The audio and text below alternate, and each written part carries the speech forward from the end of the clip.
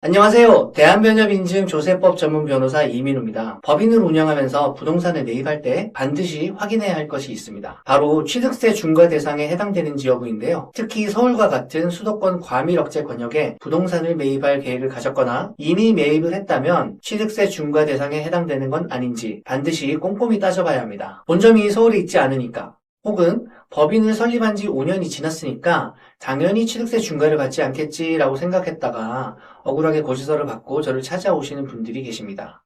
오늘은 어떤 경우에 취득세 중과 대상이 되는지, 실제 실무에서는 어떤 이유로 과세관청인 지방자치단체와 분쟁이 발생하는지 살펴보도록 하겠습니다.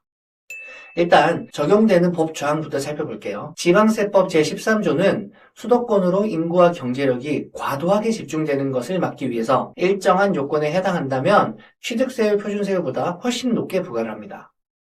중과세 대상을 살펴보면요. 수도권 정비계획법에 따른 과밀억제 권역, 즉 대도시의 법인을 설립하거나 지정분사무소를 설치하는 경우 및 대도시 밖에서 대도시로 전입하는 경우에 설립, 설치, 전입일로부터 5년 이내에 부동산을 취득하면 일반 취득세율보다 대략 2배에서 3배에 달하는 중과세율을 적용받게 됩니다. 그런데 여기서 납세자와 과세관청 간 분쟁이 발생합니다. 가장 대표적인 문제가 법인의 등기상 본점과 실제 본점이 다른 경우입니다. 예를 들어 등기상 본점은 용인이나 김포의 공유오피스로 해두고 실제 업무는 서울 강남사무소에서 하는 경우, 또는 본점은 양평에 두고 실제로는 서울 서초구에 있는 특수관계법인 사무실에서 일을 하는 경우입니다. 이런 상황에서 부동산을 취득했다가 취득세 중과 처분을 받는 사례가 많은데요.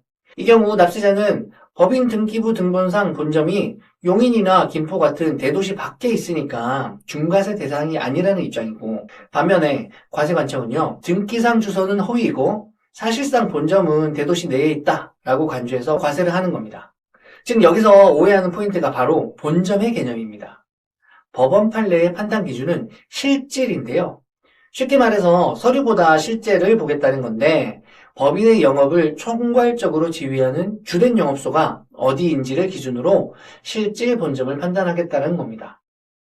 그래서 대도시 밖에 있는 공유 오피스를 본점으로 등록해놨다라고 해서 무조건 중과세가 되는 것도 아니고, 반대로 등기만 지방에 했다라고 해서 무조건 안전한 것도 아닙니다. 각 사건마다 그 장소가 실제로 본점 역할을 했는지를 구체적으로 따져보게 됩니다. 그래서 실무에서는 조세불복으로 다툴 때 입증을 얼마나 구체적으로 하느냐, 그리고 업종의 특성을 얼마나 잘 설명하느냐에 따라서 처분이 취소되기도 하고 그대로 유지되기도 합니다. 여기서 또 중요한 게 입증 책임이 누구에게 있느냐입니다. 만약 과세관청이 대표이사가 집이 서울이니까, 특수관계자가 서울에 있으니까 이런 이유만을 가지고 서울이 본점이다 라고 막연하게 주장한다면 이건 충분히 다퉈볼 여지가 있습니다. 원칙적으로 입증 책임이 과세관청에 있기 때문에 어느 장소에서 어떤 업무를 했는지까지 구체적으로 입증하지 못한다면 해당 처분은 위법하다고 볼 수 있기 때문입니다. 반대로 서울 사무소에서 직원들이 실제로 근무를 했고 계약서나 공문이 서울 주소가 기재돼 있고 채용 공고에도 서울이 본점 근무지로 나와 있다라는 자료들을 가지고 과세관청이 서울이 실질의 본점이다 라고 입증을 한다면 취득세 중과 대상이 될 가능성이 높습니다. 또 하나 중요한 게 업종의 특성입니다. 임대업이나 컨설팅업처럼 소규모 1인 법인의 경우에는 물적 설비가 크게 필요하지 않은 업종이기 때문에 공유 오피스나 비상주 사무실을 쓰더라도 그것을 유효한 본점으로 인정받을 가능성이 있습니다. 그래서 실제로 취득세 중과 고지서를 받았다면 왜 본점이 서울이 아니라 대도시 밖에 있는지, 이걸 어떤 자료로 어떻게 입증하느냐가 결과를 좌우합니다. 그리고 본점 문제 말고도 자주 분쟁이 발생되는 경우가 있는데요.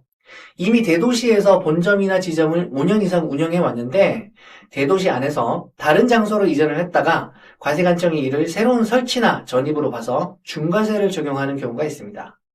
이럴 때는 기존 사업의 연장선이라는 점, 사업의 동질성이 유지됐다는 점, 인적 물적 설비가 그대로 승계됐다는 점, 이걸 입증해야 중과세 대상에서 벗어날 수 있습니다.